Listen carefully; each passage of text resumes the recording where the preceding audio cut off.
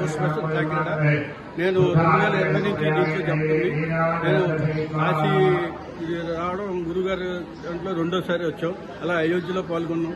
అలా మియాపూర్లో కూడా జపం చేయించాం. కానీ లోక కళ్యాణార్థం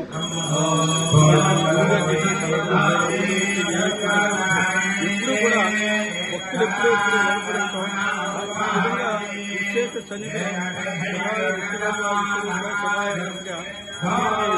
ఏ విధమైన మనకి శవ విష్ణు భేదం లేకుండా ఈ కార్యక్రమాల్లో మనం చేస్తున్నాం. కాబట్టి ప్రతి కార్యక్రమంలో భక్తులు మరింత ముందు తీసుకెళ్లి మన భారతదేశ మనోగడకి ముందు తీసుకెళ్లాలని మనసావాక కోరుకుంటున్నాను.